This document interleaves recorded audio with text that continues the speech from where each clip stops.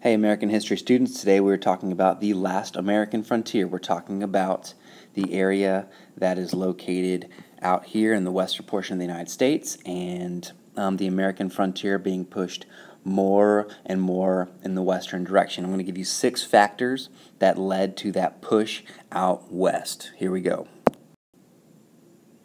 Alright, so here are the 6 things that led to moving west, and we're going to go into each one in more depth here in a moment. But we've got precious metals, people moving out west for looking for gold and other precious metals. You've got Indian wars, taking Indians' land and having that land for American interests.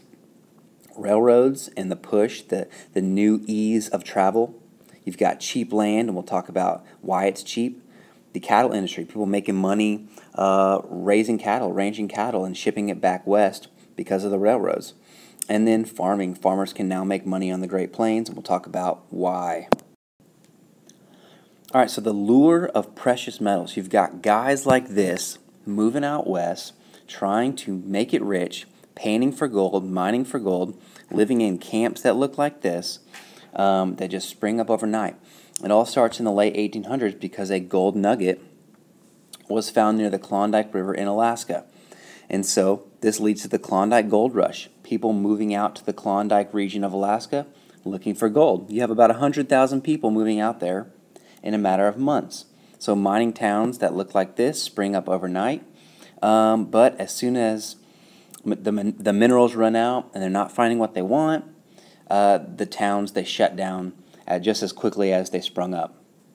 But even though a lot of these towns shut down, a lot of these people, these gold rushers that moved out west, they decided to stick it out and stay in the west and start doing other things like farming and doing other things out in the west and stay out there to make a living. And so that leads to an increase in the population of the west. So we're talking about things that increase the population. Why are people moving west? People move west for gold and then stay for other reasons. Because of the movement of Americans going west, that's going to lead to a lot of conflict, especially because there's already a people group that already lives in the West, the Native Americans. And so you have conflict between the American military and these Native American tribes. And that's what's known as the Indian Wars. A lot of times the U.S. military would go to war with these Native American tribes and move them onto reservations, which we'll talk about a little more in a little bit. Some of these tribes, they fought back very fiercely. They even won battles, such as the Battle of Little Bighorn, which was between the Sioux and the United States military. But more often than not, the American military won out because of superior weaponry and tactics, etc. And a lot of times, the military just straight up massacred Native American tribes, such as the massacre of 300 unarmed Sioux at Wounded Knee, South Dakota. Railroads had a huge impact on movement west, especially the Transcontinental Railroad, which we've talked about previously. So the Transcontinental Railroad connected from basically coast to coast. You now can travel across the whole United States, so people are moving west. They're able to do it quicker, and that just leads to a flood of settlers going west. And this also helps farmers that live in the west because now they can ship their crops back east easily.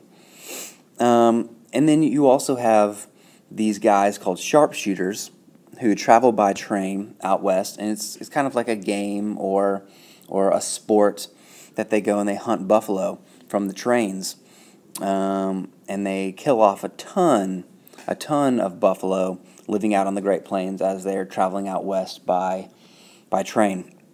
And obviously this hurt the Plains Indians' ability to live on the land because they live off the buffalo. And so this leads to a decrease in the amount of Native Americans living in the West as well. Real quickly, you can see this map of the railroad systems of the United States in the year 1890.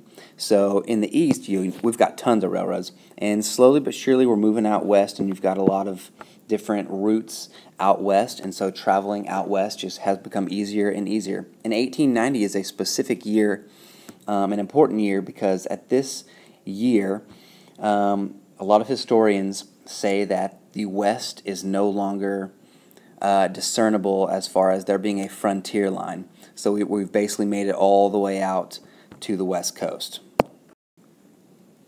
The next thing that brought a lot of Americans to the West during this time period of the late 1800s is the availability of a bunch of cheap land out west. And this was made possible by an act of Congress called the Homestead Act. The purpose of the Homestead Act was to increase population in the West. The government wanted Americans moving west. They wanted settlers out west.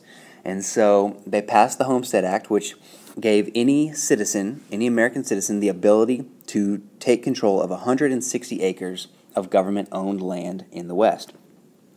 Now, what they had to do was these settlers had to make improvements to the land. That meant that they had to build a home. They had to farm the land, grow crops. And if they built a home and grew crops for 5 years, then they would be able to own that property for a small fee. It was basically free land. You didn't have to pay for the land, just had to pay a processing fee, basically, of I think like $30, and you would get to keep your 160 acres of land. Now, this attracted tons of people out west because of this basically free land that the government was giving away under the Homestead Act. Another reason why the West started to boom was the cattle industry.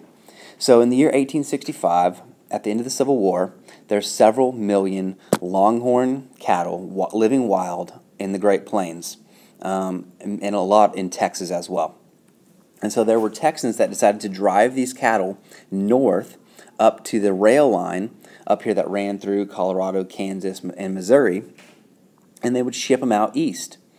And this gave them large profits because they just had to herd up the cattle, round them up, and ship them north. And so this boomed for a while, several years, and then over time it started to decline. And it started to decline for several reasons. First of all, as they traveled north, they would graze their cattle along the way, and much of the grasslands became overgrazed, and they were destroyed, and they couldn't support the cattle any longer. And then you also have, because of the Homestead Act, farmers moving west and sheep herders moving west. And they're moving out into all this land out here, and they're fencing it in. And when the land is fenced in, you can't ship your cattle through anymore because the farmers are putting up barbed wire to protect their land. Cattle drives have to stop or go around, and ultimately they can't get through. And that's the second reason. The third reason is 1886 and 1887 were harsh winters and harsh summers. Really hot summers, really cold winters. A lot of the cattle died because they couldn't withstand the heat and the cold. And that really was kind of the end of the cattle drives. Cattle were still being raised in many areas in the West. It was just on what's called the closed range, which means they just fenced them in. They didn't find wild cattle and drive them north. They just had cattle that they had fenced in, and they shipped them north from there. Farming also started to spring up on the Great Plains. People are moving west to farm the land, all this open, expansive land that they could farm. And the Homestead Act made that possible. Railroads made that possible. And new technologies that farmers were beginning to use also made it possible for the first time.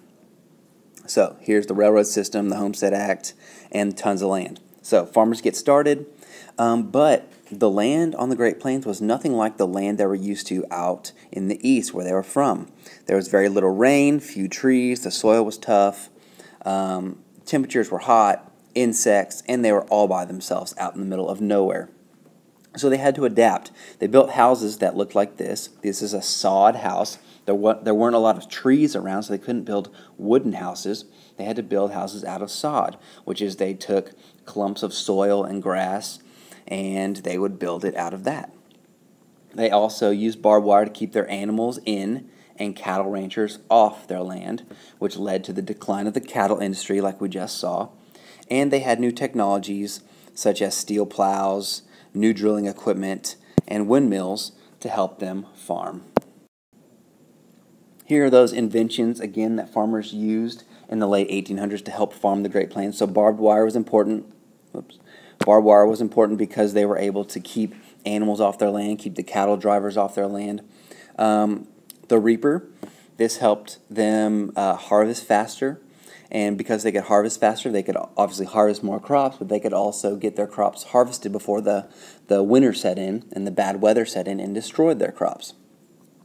Like I said just a second ago, the tough prairie, the soil is really tough, has tons of roots, and so the steel plow was created. The steel plow was able to plow through that tough soil and gave them the ability to farm the land. And then lastly, the windmill prevented crops from being dehydrated in the hot summers on the Great Plains. And so farmers were able to bring up water from underground, and they were able to irrigate their crops and keep them from dying in the heat.